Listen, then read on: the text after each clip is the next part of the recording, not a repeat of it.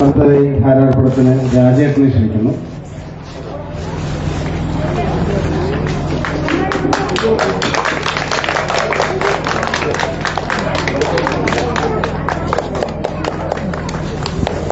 बोलो भारत माता की, बोलो भारत माता की, बोलो भारत माता की.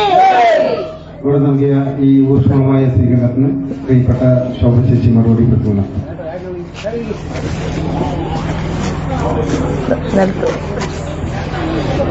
ഇത് വേണം തന്നോളൂ കുട്ടി. എന്താ പേര്?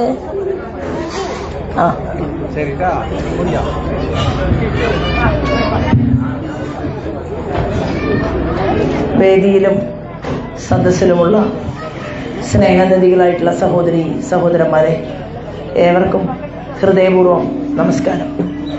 വളരെ ദീർഘമായിട്ടുള്ള ഒരു പ്രസംഗം നടത്താനല്ല ഞാൻ വന്നിട്ടുള്ളത്.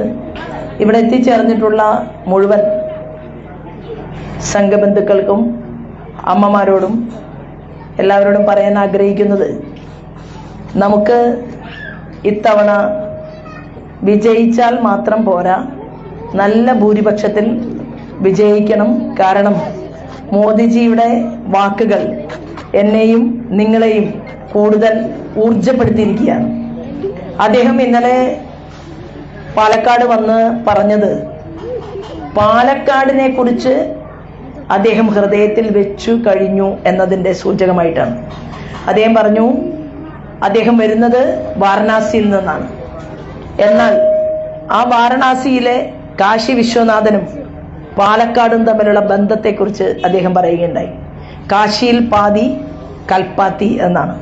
അത് അദ്ദേഹം അവിടെ നമ്മുടെ ഹൃദയത്തിലേക്ക് നൽകി. കൂടാതെ അദ്ദേഹം പറഞ്ഞു, ഈ നാട്ടിൽ വികസനം എത്തിക്കാൻ വേണ്ടി അങ്ങേയറ്റം പരിശ്രമിച്ചുകൊണ്ടിരിക്കുകയാണ് കേന്ദ്ര ഗവൺമെന്റ്. ആ വികസനം എല്ലാ മേഖലകളിലേക്കും എത്തിക്കാൻ ഒരവസരം നിങ്ങൾ നൽകണം എന്ന് പറഞ്ഞുകൊണ്ട് നിങ്ങളുടെ സഹോദരിയായിട്ടുള്ള എൻ്റെ പേരിൽ അദ്ദേഹം വോട്ട് ചോദിക്കുകയും മോദിയാണ് ഗ്യാരണ്ടി എന്ന് പറയുകയും കേരളത്തിന്റെ ഭരണകൂടത്തിലേക്ക് BJP നേതൃത്വം നൽകുന്ന NDA നടന്നു നീങ്ങണം എന്ന് നമ്മോട് ഓർമ്മപ്പെടുത്തുകയും ചെയ്തതിന് ശേഷം നമ്മളിവിടെ ഒരുമിച്ചിരിക്കുകയാണ്. ഞാൻ എൻ്റെ കൂട്ടുകാരോടും ഈ നാട്ടിലെ സുഹൃത്തുക്കളോടും അതായത് ബന്ധുക്കളോടുമൊക്കെ പറഞ്ഞു, നമ്മൾ പാലക്കാട് മുനിസിപ്പാലിറ്റി പ്ലസ് മാത്തൂരും കണ്ണാടിയിലെയും പിരായിരിയിലെയും ബുദ്ധിമുട്ടനുഭവിക്കുന്ന കർഷകരുടെ ആത്മാഭിമാനത്തെ നമ്മൾ വീണ്ടെടുക്കും. അവിടെയും കുട്ടികൾക്ക് യാത്ര ചെയ്യാൻ നല്ല റോഡുകളും അതുപോലെ തന്നെ നല്ല സ്കൂളുകളും കോളേജുകളും വേണം. അത് നമ്മുടെ ആവശ്യമാണ്. തൊഴിലെടുക്കാൻ സാധ്യതയുള്ള, തൊഴിൽ നൽകാൻ സാധ്യതയുള്ള ഇടങ്ങൾ നമുക്ക് വേണം.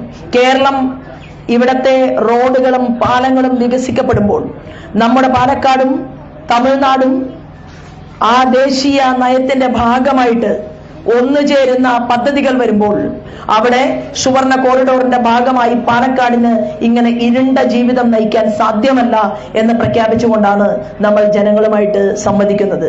കേവലം നിങ്ങളുടെ ശോഭയ്ക്ക് എനിക്ക് ഒരു MLA ആയി 5 കോടി രൂപയുടെ വികസന പ്രവർത്തനങ്ങൾ ചെയ്യാനല്ല ഞാൻ മുന്നിൽ നിൽക്കുന്നത്.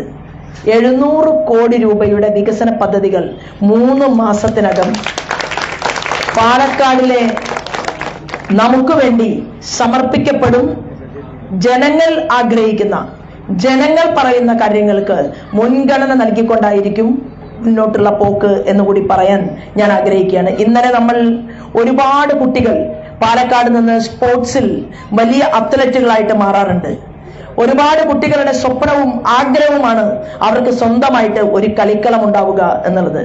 നമ്മുടെ പാലക്കാട് മുനിസിപ്പാലിറ്റിയുടെ ബജറ്റ് അവതരിപ്പിക്കുന്നതിന്റെ കൂട്ടത്തിൽ മുനിസിപ്പാലിറ്റി 300 കോടി രൂപയുടെ ഒരു ഇന്റർനാഷണൽ സ്റ്റേഡിയം പണിയും എന്ന് പറഞ്ഞുകൊണ്ട് വൈസ് ചെയർമാന്റെ നയപ്രഖ്യാപന പ്രസംഗം നമ്മൾ കേട്ടുകഴിഞ്ഞു. നമുക്ക് ഈ നാടിനെ മാറ്റണം.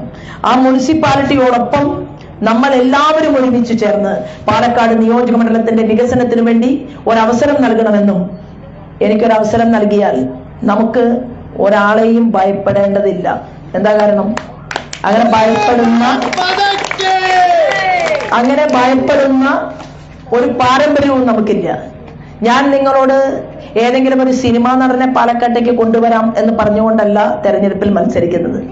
ഞാൻ പറഞ്ഞത് ഈ രാജ്യത്തിന്റെ നായകൻ, ഈ രാജ്യത്തെ ഓരോ സംസ്ഥാനങ്ങളിലേക്കും കോടാനുകോടി രൂപയുടെ വികസനത്തിന്റെ പദ്ധതികൾ എത്തിച്ചിട്ടുള്ള മോദിജി വരും എന്നാണ് ഞാൻ പറഞ്ഞത്. അദ്ദേഹം വന്നു.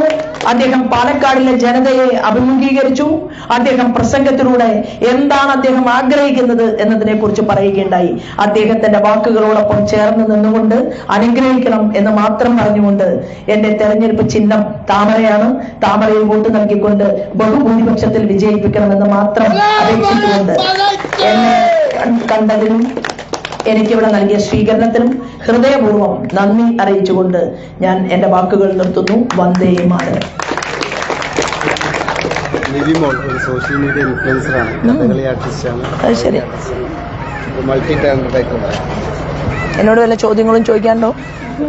ചോദിച്ചാൽ